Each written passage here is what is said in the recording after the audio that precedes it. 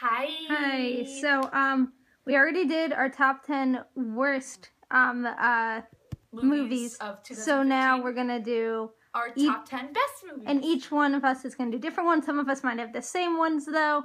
So Abby, the ones that I'm more into, don't talk about them as much because I'll talk about them more. I'm gonna talk about the ones that I'm more into, and just my opinion's more instead of your opinion, like our collective opinions. Okay, this one is ranked. This one is ranked. I'm gonna start from 10 and work my way down.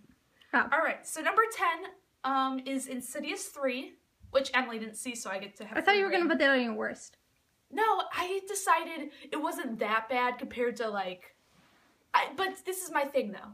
What we did was me and my friends, we saw we marathoned the first two. Well, it was only two. We watched the first two and then we went to see the third. And I don't know, it was just fun watching like all three of them at the same time, kind of. Even though Insidious 3 was probably the weakest one of the whole trilogy, the second one being the best because the second one was actually really good. Keep going. And by the end, they kind of used jump scares way too much. And by the end, the jump scares didn't even faze me at all. So it was just kind of like, whatever. But it wasn't that bad. Like, it was still entertaining. I still kind of like the premise, you know. Okay. Number 9 is Age of Ultron. The reason why we were actually debating whether to put this on our worst list or not. Compared to like other Avengers movies. It's been one. The other Avengers movie, it was definitely a lot weaker. I felt the first one was so much fun. The action scenes were way too long. Okay. They were too long. The first one was fun. It was like, ooh, we're gonna get all these people together. They're all gonna meet each other, and we've been building up to this for years, and it's just gonna be great. This one, it felt a little bit more like an Avengers fanfic. Almost. Do you know what I'm saying? With the weird coupling. Like with the weird parents. And the backstory. The backstories. And it just felt a little bit like fan servicey and just kind of like, oh, we're gonna just pair up all these random people and oh, look, Hawkeye gets a family now. Guess what? Now you're gonna feel bad if he dies. No, I don't care about Hawkeye. Yeah, nobody cares about Hawkeye. But I just hate what they did to Black Widow. Yeah, they ruined Black Widow. They kind of ruined a lot of people. Why'd you like it? I liked it because that's a good point. I liked it just because it was like a continuation. Like, you're gonna have to have a shitty one. Like, a lot of the sequels in movies in the MCU aren't very good. Iron Man 2. So hopefully it will just... Iron Man 3 was pretty good though. Iron Man 3 was actually okay. We're one of the few people that actually like Iron Man 3. Yeah. It was just fun, I thought. Okay, keep going. But anyways, yeah, okay. Whatever. I mean, you're gonna have to have the crappy one in there, and it wasn't even that bad, just compared to the other one, it was bad. Okay, you know. Okay, number 8 is Spy. Again, weakest one of the trilogy. Not a trilogy. Well, I consider it the trilogy. The Bridesmaids, The Heat, and Spy. I consider that kind of a trilogy. Is it even the same director? Yeah, it is. That's why. Really? That's why I consider it a trilogy, because I think it's the same director. And it's kind of the Melissa McCarthy movies, even though she wasn't that much in Bridesmaids as much. But The Heat is wonderful, and compared to The Heat, it was definitely The Heat is honestly one of my favorite funny movies. It actually is one of my favorite comedies. I don't know why. It just so works funny. So okay, well. But Spy was fun. But Spy, I mean, it was fine. It was funny. There were definitely moments where I laughed out loud. Moments where I laughed out loud. That's different than, I saw that movie the night before. There was one scene where I laughed out loud. The rest were just kind of little chuckles or something. Okay, yeah. There was only one scene where the whole theater was laughing. The Heat, everybody was laughing always when I saw it. Okay, that's Spy. Me and my mom were dying. Pretty funny. Yeah, Spy's pretty good. Number 7, Star Wars. I did not put this higher up on my list because I felt it did not speak as personally to me. You've never seen any of the other movies? I saw, like, A New Hope or whatever. Is that even the name of one of them? I think it is. I saw episode 4. You just played the Lego video game. I played the Lego video game, and I saw it with, like, my boyfriend who loves, like, the Star Wars original trilogy and stuff, you know. And we actually had a giant discussion after we saw a movie yesterday, I'll come to that later, about how Star Wars, it felt like it was a lot just catering towards the fans. Like, ooh, we're gonna put this little joke in here about something that you'll only understand if you saw the But why is that bad? That's what most movies do. I know, but it felt like it shouldn't have done that because it's Star Wars and it's supposed to be this big, epic But it is. It's for the people who saw the originals who want it back to the originals. I felt like it was for them, but not for me. But guess what? Too bad. It's introducing it to a new generation. I know, but I just felt like it wasn't for me, you know? I felt like it wasn't for me. You're not a Star Wars fan. And it just felt like, yeah, I know, it wasn't for me. So that's why it's only 7 on my list, you know? I mean, it was a good film. It was entertaining. And I felt it could also stand alone pretty well. And it was definitely, it seems like it's so much better because if you compare them to the new episodes 1 through 3. The prequels, it seems like it's so much better. You never saw the prequels. I know, but I've heard. You have nothing to compare. I know, I have like nothing to say. So you have nothing to say about Star Wars. Okay, number 6. We're gonna Star Wars was okay. It's not for me. Yeah. There we go. Number 6, Stanford Prison Experiment. Don't talk too much about this. I'm not gonna talk too much about it. I liked it a lot. It was not fun, but it was very informative, which is weird because I don't usually like the boring, like informative, like movies that don't have like a giant actiony climax. You know, that's not really for me, but. It was entertaining and I liked it, and that one guy was in it, so that's good. Ezra Miller. And the guy from who played Will Stronghold and yeah, everyone was in that. Everybody movie. And Rico from Hannah Montana. Everybody was in that movie. Jeez. Okay, keep going. Number 5, Spectre. I really liked it. I don't know if I liked it as much as Skyfall though. I didn't.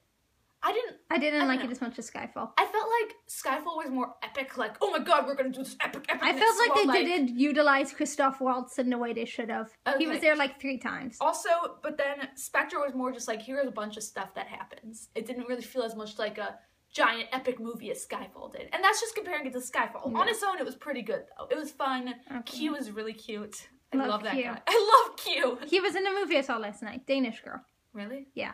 He's adorable. Okay, go. What's his name? Like Ben Whishaw or yeah, something? Ben Whishaw. Yeah, he's cute. Yeah. I like him. Alright, so that was good. For Mad Max, Fury Road, I liked it a lot because I went into it thinking it's just gonna be some dumb action movie, but it was actually very well thought out and well thought out. The plot is kind of, okay, we're gonna go on a road trip kind of. It's just a chase movie. It is just a chase movie, like, but it was really like, they utilized everything really well, like the scenery, the settings, the weapons. I'm gonna go really into this movie. This is just my opinion, though. They utilized everything that they had so well, and a lot of like those practical effects that it just made it really entertaining and fun to watch. It was just an adventure that was fun to watch, and I really enjoyed it. And I just saw it with friends who loved the Mad Max series. Why would you love the originals? Because they like action fun movies. Mel Gibson though. So don't judge it. It's not like, don't judge it just because of one of their actors is a bad guy. Okay, the rest of the film is just good. Keep going. Yeah, that was fun. How many minutes are we at? Like 8. Okay. Number 3, Antman. Oh, Antman was just so great. And compared to Age of Ultron. I know.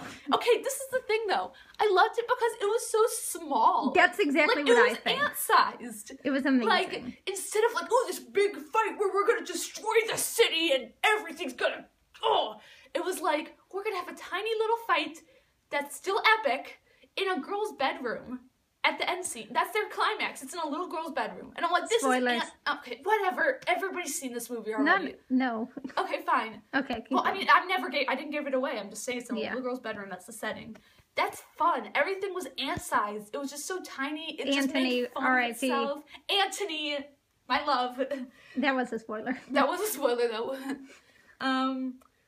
Okay, number 2. So I had to come up with number 2 because I saw this movie yesterday. I saw Hateful Eight. Don't give it away to me because I haven't seen it yet. Not giving anything away. Hateful Eight, I saw yesterday. I saw it, the 70mm Roadshow version, which is like the version where they gave us like these like this program. It was fancy, and we had like this like musical interlude at the beginning, and we had like an intermission, and it was just, I heard that there's like some deleted scenes or something in it. I don't know what, like. Got even more to the movie? Yeah, it was like more than 3 hours long. Oh my god. But I heard the original version's like less than that, so that's fine. But I don't know how I sat for 3 hours, but I did because it was wonderful. It was just good. He utilized, okay, I'm going to tell you one thing, but it's not a spoiler or anything. So you know how you associate Quentin Tarantino movies with big goreness, that kind of stuff, right? Yeah. He uses gore very well to portray what he's trying to get across. And in this movie... Not always. I feel like he does. I feel like he knows what he's doing. In this movie, he utilized, like, minimal gore and in only certain places. And it really, like... was good, but I heard like people on the way out like, oh, that didn't feel like Quentin Tarantino. Well, because I feel like this one's more about the characters. It is definitely. It's not about the gore. And when he did use it, it was like shocking and surprising, and it like actually like meant something. And it was just versus like the end scene in Django, which was just a big blood fest. Okay, but I felt like he knew what he was doing. He wanted to portray it. In Django, he wanted to portray everything extremely over exaggerated. In this movie, he didn't. Some people, there's a talks of it becoming like a play on Broadway, maybe. What? Hateful Eight or yeah, Django? Hateful Eight. Oh, yeah. It did feel like a play because there was like minimal characters, minimal set. Yeah. Like he did everything in that room. Yeah, it was just like in a room. Like he did everything so small, but it still felt so big, and just it felt like a play because everybody was doing something on screen. Like even if they're off screen, they're still doing something. It was amazing. Okay. It was just great. I enjoyed it very much. Number one. My number one pick. Drum roll. Thanks for drum rolling, Em. I have one arm. You have one arm and you're like, it's making no noise. Go. Kingsman. Oh, that movie was so good. Wait, what was it? It's Kingsman something? Kingsman something Secret Service, whatever it's called. Kingsman the Queen's Service something. I don't know. I'm just going to call it Kingsman. This movie looked awful to me. Okay, this movie but it was like so shit. Good. I didn't even know that I was seeing it till the day that we were seeing it. Emily's like, hey, you want to come see this movie? And I'm like, hey, sure, why not? And well, no, I went with your friends. Oh, yeah, that is true. Okay, go. Oh, no, wait, you were like, hey, I want to come with my friend Connor, and I can mention his name because he's been in one of our videos before. And then I'm like, because you wanted to hang out with Connor, and I'm like, yeah, that would be weird if it was just you and Connor. Yeah. So I'm going to tag along with, and I'm going to see if my boyfriend wants to come with. Okay, so that's what we did. Going. And I think I've seen one commercial for it. I'm like, okay, it's going to be a James Bond spoof parody. It's going to be shitty. Like most spoof parodies are these days. Okay, keep going. What? We're almost at 12 minutes. Come on. Okay, and it was wonderful. The action was hilarious. It felt like a Tarantino movie. It felt like a Tarantino movie. It was the guy who made Kick-Ass. Yeah. That's why. Okay. Kick-Ass didn't feel Tarantino, though. Funness. Like, the woman with the legs. That's a total legs. Kill Bill ripoff. I know. I feel like that's a Kill Bill ripoff, even though there's not that in Kill Bill. There's nobody with prosthetic legs in Kill Bill. But I feel like it was a Kill Bill ripoff somehow. But I loved it. It was just brilliant, and it was fun. It was enjoyable, and it was like dark at some points, but fun, and I just loved it. Samuel Jackson's lisp is really annoying. Samuel Jackson was in it, and he was just Samuel Jackson. He was weird. No, but yeah, it was a good movie. Does what he does. You know? Yeah, good action. Yeah. Okay. All right. Well, now that's my on list. To me. So and guys, Abby's movies are a lot more mainstream than mine are. Okay, I'm just gonna have some indie bullshit. I'm gonna have some amazing movies that everybody needs to see. Okay, Emily's like a hipster, so bye. No, not bye.